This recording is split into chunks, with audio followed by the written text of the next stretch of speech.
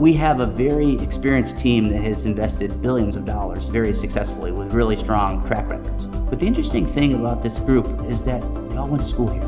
This is the family business, Lou. That's how we think about it. From the campus of Our Lady's University, this is For Good, Stories from Notre Dame, a behind-the-scenes glimpse into life under the Golden Dome and the powerful stories that drive Notre Dame to become a force for good in the world. Hello and welcome to For Good, Stories from Notre Dame. Today we're joined by Tim Dolezal, Notre Dame's Vice President and Chief Investment Officer. A third-generation Domer and valedictorian of the class of 2002, Tim now leads Notre Dame's investment office, which is responsible for stewarding the university's endowment and other long-term assets in support of the mission and values of Notre Dame. Tim, it is great to be with you today, and thanks so much for hosting us here in your Eddy Street offices. First of all, I have to say that I was far from valedictorian of my class of 1984, but I want you to know last week I forgot my sports jacket on a trip to New York, and I picked this up at 6:30 in the morning. Looks great. At Johnson & Murphy, and I'm wearing my first pocket square, which is basically the inversion of the coat pocket. And so while short of valedictorian, I feel like I'm, engaging in some sartorial splendor or idiocy, whichever. I think it's fantastic. All right, well, thank you. It's great to be with you, and I'm so honored because you and the team here are incredibly modest about your performance and the incredible service that you render to Notre Dame and Notre Dame families and the mission to be leaven for a world in need. So my first question is, your performance has ranked relative to all university peers in the top two for returns over the previous 5, 10, 20-year horizons, which is nothing short of extraordinary. Can you tell us a little bit about what differentiates Notre Dame's investment strategy? Well, first of all, Lou, it's awesome to be with you, and appreciate all those kind words. And there's nobody at Notre Dame that really epitomizes humility alongside incredible performance versus you and your team. So just an honor to spend time with you. We do have a differentiated investment model, but it's not a complicated investment model. In fact, I'd love to say that we have some secret algorithm that no one else has ever heard of. But really, our approach is centered around long-term investing. And there's a lot of institutions that talk about being long-term. Yeah. And in fact, I don't think I've ever come across an institution that said that they're short-term. Yeah. But the difference is that Notre Dame has a really powerful platform that allows us to execute this long-term strategy in a very successful way. So if you think about it, it all starts with our mission. And that's what really helps attract and retain our team. Lou Holtz once said, you can pay people to perform, but you can't pay people to excel. And so, that's really what brings the team together. And then in addition to that, we have the most stable governance of really any institution. If you think about only having 4 presidents going back to the 1950s, right. We've only had 3 chairs of our investment committee since 1978, and I'm our 3rd ever CIO. So just the continuity of our strategy and the governance is super important. The other thing that Notre Dame has going for it is that we're going to be around for the next hopefully 200 years. Mm-hmm. So we can think past market calamities. And because we have this great governance, when times get tough, everybody can come together and we can sort of execute our playbook in a way that a lot of other institutions really find it difficult. Also, I would say that when we think about the structure of the university's system, we have a AAA credit rating and a really strong balance sheet. So that means when times get tough, we do have the balance sheet to lean on, although I promised Shannon we'd never actually do that, right? And then finally, we have the best-in-class fundraising, which is what you and your team does. And I know that's really important to sort of match our benefactors, with the causes at Notre Dame they're most passionate about. But having fresh cash come into the fund, is really powerful. Right. And then finally, across the street, we have access to some of the most talented people. We hired 3 analysts 2 years ago. 3 of the top students in Mendoza. We're getting better people than Goldman Sachs. I love it. So when you add all that together, this is a really strong foundation in which we can think and really invest for the long term. And, that's really the secret to everything. As they say, passion is a force multiplier, and your team and its commitment to the mission, a zeal for everything that we do is been able to distinguish our performance over the long-term horizon, which is always your focus.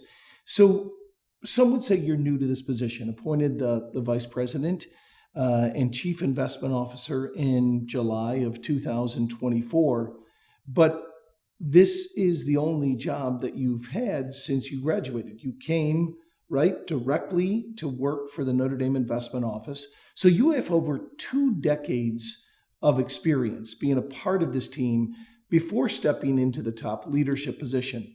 What have you learned from your predecessors and being part of this team that informs your philosophy and your leadership strategy? Scott really built the investment office from nothing. When he started, it was just him and a priest and a secretary, right, Father Zhang, and we had about $400 million. And so Scott's ability, and that was in the 1980s? It was in 1989. And so Scott's ability to build our brand and reputation and really be an entrepreneur and build the team and the strategy, I don't think there's anybody in the world that could have done what Scott did. Yeah. But the special thing about Scott is that he always wanted us to continue to improve.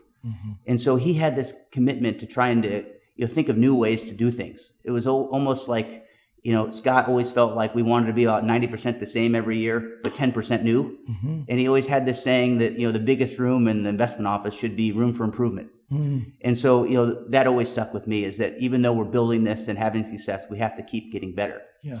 And Mike is someone that really mentored me starting in 2007 when he recruited me over to the private equity team. And that was right when we were ramping up our private equity efforts. So Mike and I got to be so close that we could almost complete each other's sentences. So how to think about risk and return, how to deal with the managers, how to think about deal making, how to really win hearts and minds. That was something that I learned from Mike. And then when Mike became CIO, it was a very challenging time because it was during COVID. So I learned a lot about leadership from Mike, particularly how to look at our portfolio and figure out the beauty of simplicity, how to think about different ways to focus our time and attention, because we have all these things that we could be spending time on, but what really leads to the best investment returns. And then the last thing is to really be performance driven. And that's really Mike for sure. Big heart, but very performance driven. Yeah. And then along the way, we've gone through so many different market calamities, particularly the lessons that we learned during 2008, the lessons that we learned during COVID and a few recessions in between. So we have this playbook that we go to when things get tough, and having us as a team really understand that playbook, but also our trustees and the administration really understand that playbook has been super important to our success. That's fantastic. So people often mistake the endowment for one big number, and they think that it's one malleable fund. Can you share a little bit more about the complexity of the endowment and how it's made up? Sure. So it is a misnomer to say that we have an endowment. We actually have 8,000 of them. Right. So it's impossible for our team to invest 8,000 different funds. Right. So we've come up with a structure we did 35 years ago where all the endowments go into one pool. And so we manage it like a big mutual fund, and all the different endowments get the same returns in the same portfolio. But one of the challenges that the university has is typically when our benefactors make a very generous gift, they have something that they have deep passion about that they want their gift to go to, as you know better than anybody. So that means that most of our endowments are actually restricted in their use. So there's sort of two important metrics. So it could be like, I'm going to endow a professorship in finance. Correct. Or I'm going to endow a scholarship for students from the Pacific Northwest. Or I'm going to endow a grant and aid for the football program. Whatever it might be, those are restricted endowments. That's what makes up the 8,000. Correct. So there's sort of two metrics that the university needs to think about in terms of its balance sheet. Number one is how much capital do we have? But the other, and it's just as important, is how flexible is our capital. Mm-hmm. So as we move forward, the more flexible our endowment can be, the more gifts that we get that are less restricted, the more ability we have to take our capital and deploy it, to its most effective use. So that's why today, when we have new ideas, that's why we need to continue to fundraise. Right. And even though we're generating strong returns, these new ideas that we have that are really powerful and make a huge impact, we need to fundraise for them. Right. Very, very important. So tell us a little bit about the percentage of our operating budget that is impacted by the payout on Sure. the endowment. Sure. I know that that's grown significantly over time. And what is the largest area of impact? So the endowment payout, which is set by the finance committee of the board in close collaboration with Shannon and Trent and our administration, that is now about 36% of our operating budget as of fiscal 25. So a very large percentage of everything on campus is touched by the endowment in some form. By far, the biggest use of the spending is in financial aid. And so the way our teammates keep score, of course, we want to beat the other schools and we want to generate high absolute returns. Right. But the one metric that's most important to us is how is the financial aid endowment spending grown over time? And so when I started in 2002, we were around 30 million, and now we're going to be around 450 million. 450 million of spend. Of spend. Got it. Correct. Okay. Correct. Wow. So that's commensurate with very generous people continuing to endow new scholarships in addition to strong investment performance. Right. And so that's the most tangible impact of our work when you walk around campus and you see the students and you think, wow, some of these kids are here because we did a good job. Yeah. That's really powerful for our team. So, one of the things I think about you, and when we've worked together now for more than a couple of decades, is you are exceptional at what you do. And you've built an amazing team around you. But I think about you and Kate and your 6 children and your devotion to the church, your faith, and your commitment to your 6 kids, your family, and even to your parents. The long legacy of family here at Notre Dame is what really sets you apart. How do you think about what you've chosen to do and how that fits together with the importance of faith and family in your life? One thing that I've come to believe very deeply is that if we take our gifts and we offer them back to our Blessed Mother, she cannot be outdone in terms of her generosity. And there's so many signs of that in my life. So when I go back to the time when I was a little boy, my grandfather, who was class of 26, he lived a block away from me. So I used to walk over to his house after school and sit in his sunroom, and he would tell me stories about going to school with Newt Rockney and the Four Horsemen. Now, my grandfather didn't always let the truth interfere with a good story. So I'm assuming some of that was true and maybe a bit was exaggerated, but that really instilled a deep love of Notre Dame in me. And of course, my father being class of 65, we're the Notre Dame family from this little town in Iowa. My sister Sarah was class of 97. My sister Katie was class of 2000 at St. Mary's. And then Kate, was an 04 ACE grad. And that's how we met when I was working in the investment office and she was in the ACE program. Wow. So the beautiful thing about our setup, our family here, Lou, is that, most people, they have to lead like a very compartmentalized life where they have sort of their job and their faith and their hobbies and their service and their family. But for us, like all that is sort of intertwined into one big, beautiful thing. And so we just feel so blessed to have our family be intertwined with the university in such a profound way. And even the kids, spending so much time on campus and, just being so close to the CSC priests. That's just been a true blessing for our family. Well, you've been a great addition to not just the Notre Dame community, but the local community together with your family. So tell us a little bit about the partners. You select amazing partners in different asset classes across the board to keep a diversified portfolio and to find the best of the best and to be able to allow Notre Dame to be a part of their investment portfolio is no easy feat. And you manage that with great aplomb. Tell us a little bit about the selection and how you really focus on the relationships that you develop with our investment partners. Yeah. Well, I mentioned all the advantages that the university gives us. And if you think about what Notre Dame is known for around the world, is two things come to mind for me. Number one is just a commitment and a standard to excellence. But the other is just our morality and our character and just our values. Right. So because of those two things, we're really sought after by a lot of great investment firms. There's actually 30,000 institutions that are trying to invest in a lot of the same funds. It's very competitive. But the best firms, they want to have Notre Dame because they know we've been one of the top performing endowments. So there's a bit of a badge of honor there. Right. But also, in addition to that, they know that Notre Dame doesn't just do business with anybody. So if you're a private equity firm and you have our capital behind you and you're going to talk to an entrepreneur and the entrepreneur says, well, I don't know if I should let you invest in my company. Like, how do I know I can trust you? And they say, well, look, we're backed by Notre Dame. I mean, that means a lot. So we have great access to the best managers. But I think our approach to working with them is a bit unique. So I think our world today has become very transactional and we're very partnership driven. And we make a big effort to take our managers, bring them to campus and try to give them a sense for what this money actually does. And so that's why we have our manager football game. In fact, one of our managers a couple weeks ago, they called and they said, we would love to do a video about Notre Dame. And we want to do it just for our internal staff because we want them to know like what a special place Notre Dame is and what their work is going for, just so they can have more meaning in their work. And so that's the sort of close partnership that we want to have. But at the same time, we need to generate great returns. Right. So you can't just be a cheerleader with these managers, right? You need to be able to tell them, look, we've done this 500 times.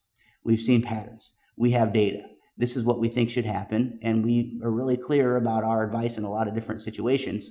But at the end of the day, we try to be supportive and understand that we're all in this together. So it's a really unique way of doing business that really centers around relationships and tries to transcend transactions. And that's been their approach for 20 years. And we're really committed to it. So in most cases, a pension fund or a university would invest in these firms, would be more of a transactional relationship. Here, you really try to invite them into the mission. Yes. And get to see the impact that their investments are having. Very congruent with the Notre Dame culture, right? Where we try to draw people in, have everybody feel like they're really a part of it. Yeah. Because they are. I mean, they make a big impact. And so roughly how many partners do we have at a given time, investment partners? Over 100. Over 100. So each of these partners does a very specific thing for us. So even though we mostly invest in equities, there's many different types of equities: private equity, buyouts, venture capital, growth equity. We have specialists that will do nothing but technology or nothing but industrials. Some very specific expertise that gives us exposure that we want to build in the portfolio. So it's very specialized. And so that's what our team does every day. They try to find new partners to invest in, and then we manage the partnerships that we have. So you're not only selecting the top partners, but you're trying to keep a diversified portfolio, right? So you're looking. So every area in the endowment is designed for a very specific purpose to provide a very specific risk and return. And then within those areas, we have kind of a top-down view of kind of which sectors and which areas we want to invest in. So it's much more than just like finding a good manager. It's finding a good manager that fits in with what we're trying to do. Exactly. So talk a little bit about your team. You have a small but mighty and incredibly talented and committed team here. What would you say that distinguishes the team you've been able to build over the years?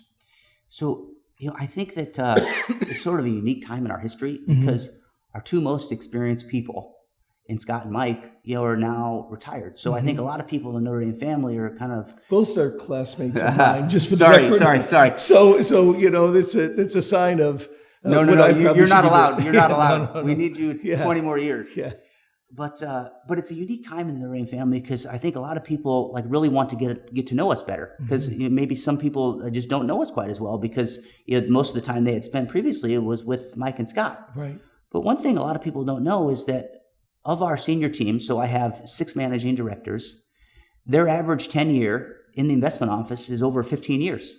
And we've worked together for almost all of that period. So we have a very experienced team that has invested billions of dollars very successfully with really strong track records.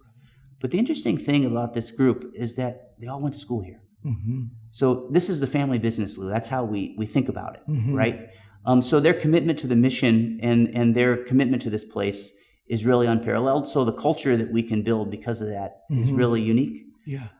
So I feel like not only do we have a really experienced team, but we're not that old. Right. So I think we have another 10, 15, maybe 20 years together. So it's a great combination of experience and runway. Yeah. And then we supplemented that with the next generation of talent from across the street. And one thing that's really important for us is to try to self-perpetuate this really unique model of investing. Mm-hmm. So we're really committed to not only having a really strong junior team, but we spend a lot of time mentoring them to make sure that 20 years from now, they can take this forward. Yeah. It's a huge commitment. One of my most important priorities, actually. That's an intergenerational equity that you guys really focus on. Yes. And the miracle of compounding is truly extraordinary over time. I just wanted to ask about you and your team. There has to be a real sense of responsibility, even burden. When you think about these 8,000 endowments, the sacrifices that donors have made and continue to make in making gifts, extraordinary generosity to the university, your job, like the parable of the talents, to be able to expand and grow and steward those gifts really well. How do you feel that sense of your team, that sense of responsibility? So the big theme of the year, as you know, from Father Bob has been, what do we owe each other? Right. And so our team has been reflecting very deeply on, what we owe the Notre Dame family, especially very generous people of the past and the present, but also the future. Mm-hmm. And I think there's really 4 key things. We need to generate elite returns, Lou. Mm-hmm. We have to be an ultra performance driven, high performing investment organization, right? On par with anyone in the world, right? And so there is a really strong performance orientation that comes with that. But we also need to invest in a way that's completely consistent with the Catholic values of the university. Mm-hmm. And that is a whole nother undertaking. And that's really unique to Notre Dame. Yeah. It truly is. And then we also need to continue to do business with our partners in a way that's very consistent with the culture of the university. Mm-hmm. And then prepare this thing, for the next 20 years, after us, right? Mm-hmm. Those are sort of the 4 things that we owe everybody. And the beautiful part about our team and our culture is that we try to strike this delicate balance between a very high performance driven organization, but also having a culture that resembles the Notre Dame family. And doing both of those at the same time is actually really, really hard. Yeah. And everybody on the team has to be really competitive and committed to success, but they also have to genuinely care about each other. Right. And so that's sort of the happy medium that we're trying to strike in our culture. It's really fragile, but it's my number one job is to preserve that and perpetuate it. No, and you're doing an absolutely amazing job at it. But one of the things when you come into any room, people want to know what your thoughts are about the markets, about the economy, and they're looking for any kind of investment tips that they might be able to hone from you. It seems like every time we're together, we can always characterize the times as volatile, right? And so you've got to manage, and you've been through some very difficult, downturns in the economy, and you've also rode the crests of waves as well. How do you think about our current time for investments? What thoughts would you share, with our listeners, and in particular with the emergence of AI? Yes. How are you thinking about investing in that emerging market? Sure. As very long-term investors, the one thing we don't do is try to time the market. Mm-hmm. So in terms of where interest rates are going, economic growth, what's going on with the labor market, we're paying attention to that all the time. And we're really getting a perception of the overall risk in the market. But I just want to make clear, we're not sort of changing the portfolio exposures based on that over the short term. But what we do know is over the last 3 years, the public markets have gone up over 16% a year over the last 3 years. And that's in the top 1% of the last 20-year periods. Mm-hmm. So when the markets are at a high, what do we do? Our playbook is very simple. We make sure that our portfolio is right on target. So our mix of stocks and bonds and buyouts and venture and real estate and hedge funds, all of that is right on target right now, which is we had to do a lot of rebalancing to get there. And then we focus on. So you set ranges. So we have very specific targets which is our neutral position. And so when the market runs, you have to sell what's gone up in order to buy what's gone down to kind of be back in target. Got it. And then we also focus on liquidity. So we actually have the best liquidity position today we've had in 20 years. So we're very, very liquid. We have over 30% of the fund we could access in a day if we needed to. So no matter what happens, we feel really good about as that. we learned in 2008 and other crises like that, or in COVID. Yes, and then with AI, this is a period where our venture managers are tempted to invest very quickly because you're in the front end of this huge technological innovation. There's all kinds of new companies being started. So we want to participate in that, but we also need to be careful that we don't commit too much capital to that too fast. So we monitor how much we promised our managers that they can draw down, and that ratio is actually the lowest it's been in about 15 years. We actually started investing in AI about 6 years ago. Wow. Before it was a real thing. And our team did a great job of finding a new breed of venture capitalists who weren't traditional venture investors, they're more technologists. And so today there are 50 AI companies that have over $100 million of revenue. And Notre Dame has invested in 42 of those 50. Wow. So we have really strong coverage across that. But it wasn't done at today's crazy valuations. It was done mostly, several years ago. So we feel really good about our coverage there. But I think what I found is that markets tend to extrapolate these innovations. They kind of expect too much too soon, but they kind of under-anticipate what will happen in the long run. Right. So I think that's kind of where we're at in all this, is that people are expecting too much too soon. But the way AI is going to impact every sector of the economy, I think is probably even more profound than what people think. That's amazing. Well, it's incredible, but not surprising to think that you were invested in AI 6 years ago, and that you have such a penetration of these top companies is remarkable. How can donors participate or invest alongside you in the endowment? As you know, there's actually 1,000 of them that have their charitable trusts or their donor-advised funds in our pool. And so like the charitable trusts and the donor-advised funds, they get the exact same portfolio and the exact same returns as Notre Dame. Yeah.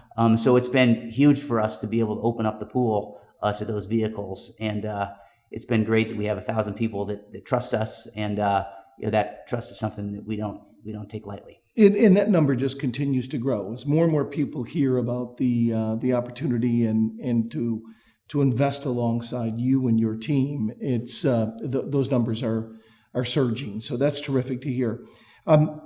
Father Bob talked about the theme for this year at Notre Dame being cultivating hope, to coincide with the Jubilee year of the church, which focuses on hope. Maybe as a closing question, what gives you hope? Hope in this world that you lead, the investing of Notre Dame's endowment and beyond? I think in today's world with everything going on in Washington, one thing that gives me hope about our financial future is just the quality of our leadership. And I am so lucky to work with Shannon every day and Trent and just our team of incredible leaders who really have a pulse in everything. They're working so hard. They're making all the right decisions. So I think, especially you and your team, just the incredible work that you guys do in conjunction with that, I think we're going to be fine. It's going to require a lot of hard work, but I think we're going to be fine with that. But as it relates to the overall university, I was just reflecting the other day on a dinner I had with one of the rectors, an older CSC priest who I've known for a long time, a bit of a curmudgeon, but maybe a very lovable curmudgeon. Yeah. And he told me that over the last 2 years, his mass attendance in his dorm are kind of record numbers. And when they put a sign on the door for a service project, they're getting more people to sign up than they have in a long period of time. Wow. So the idea of sending 2,000 of those out into the world every year, to bring hope, that gives me hope, Lou, because this experience is so profound for the right kids, and the students really, they're really special.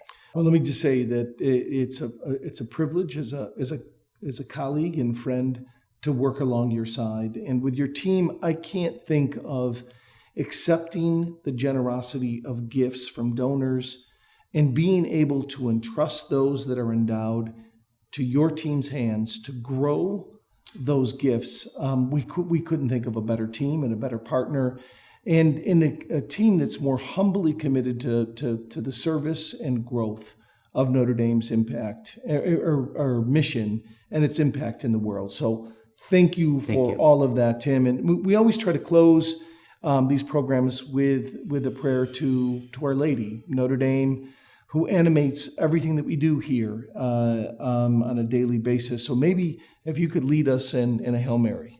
In the name of the Father, Son, Holy Spirit, amen. Hail Mary, full of grace, the Lord is with thee. Blessed art thou amongst women, and blessed is the fruit of thy womb, Jesus. Holy Mary, Mother of God, pray for us sinners, now and at the hour of our death. Amen. Thank you so much for being with us today. Take care, God bless, go Irish, and keep your prayers for Tim and his team, and thank you for all you do for Notre Dame every day. Thank you. All right, God bless.